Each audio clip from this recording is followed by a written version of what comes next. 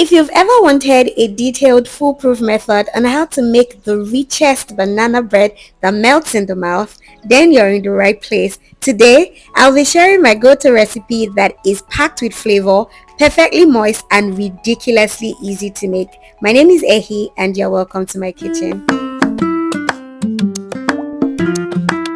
Firstly, let's get to know our ingredients. Now, you're probably used to making banana bread with about 4 to 6 ingredients, but we're about to make the richest banana bread ever. So we need more than just 6 ingredients. Now, the first thing we need are overripe bananas. Yes, the type of banana that already looks like it's getting spoiled.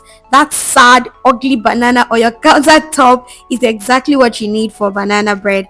There are different species of banana in the market, so the sweeter the banana, the better for you.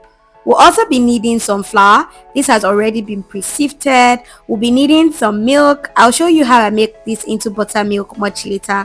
We'll also be needing some brown sugar. Some people make use of white sugar or a mixture of both, but personally I like to make use of the brown sugar because it helps with the depth of flavor and vibrance. We'll also be needing some melted butter, which is optional, some eggs because who bakes without eggs, and some extract. I'm using vanilla and banana flavor for this, but you can make use of any flavor of choice. I like a mixture of both because I want everywhere to be smelling banana. Then we'll also be needing some baking powder or baking soda.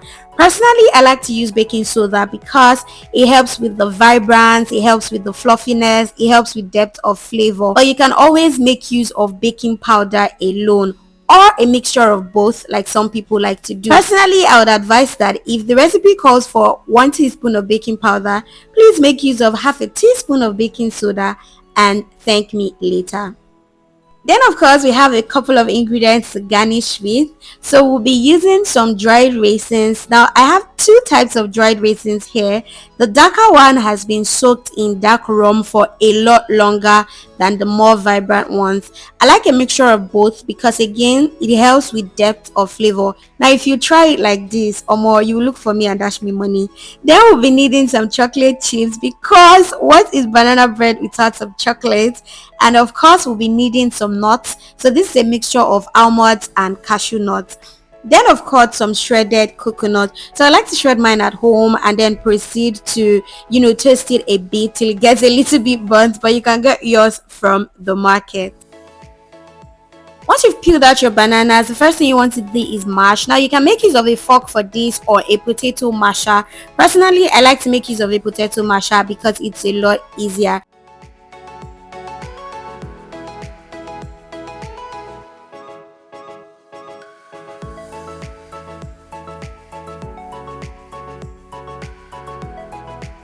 Now you can mash your bananas into much smoother consistency, but I like mine to be a bit clumpy because I'm going to be using a hand mixer much later and I do not like my bananas to be very smooth, but this is just preference for me.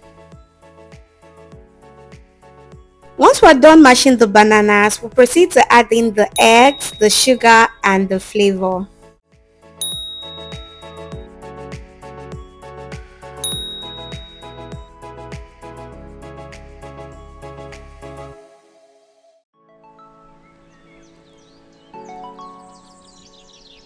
Now to mix this, I like to make use of my hand mixer. Honestly, this is just preference for me, but you can always make use of your egg whisk or even a spatula.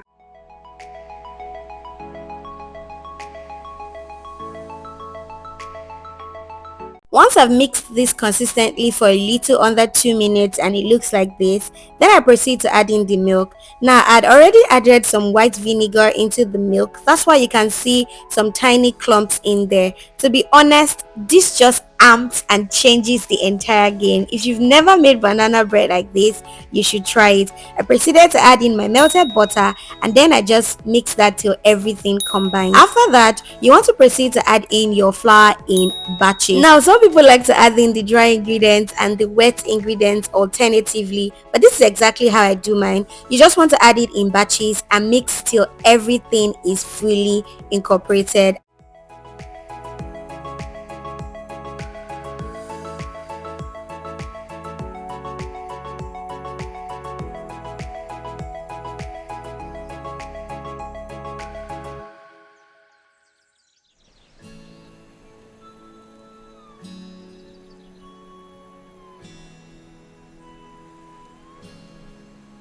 Once we are done adding in the flour and mixing to combine, the batter is pretty much ready and you can proceed to bake if you do not have any other shenanigans you want to do. But I proceed to add in my dark raisins and then a little bit of chocolate chips and just mix slightly to combine. You do not want to overmix at this point. Then you want to proceed and put your batter into pans. Now you can make use of a loaf pan like this or any other type of pan you have in your house, or if you don't have a baking pan, you can make use of these 4 packs. They come in different sizes and they are very easy to work with. Personally, when I make banana bread, I like to use this because no stress at all. Once you are done baking, you are done. You don't have to wash, you don't have to clean, nothing at all.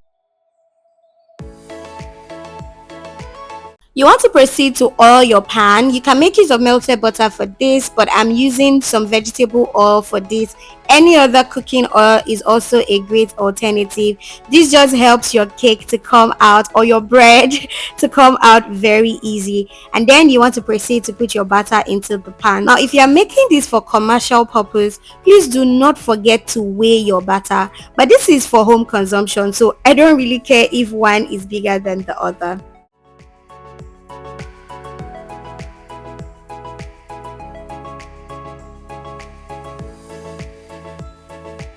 Once you're done sharing your batter into various pans, you want to just proceed to garnish with any garnishing ingredients that you have. For this, I'm using some chocolate chips, our brightly colored raisins, the nuts, and of course our toasted coconut.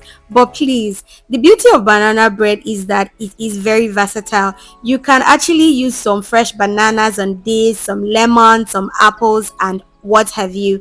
Now proceed to bake this in a preheated oven for about 20 minutes and voila, your banana bread is ready. Guys, this is so soft, it was so moist, it was so buttery, it was a lot of things. See, I literally enjoyed this.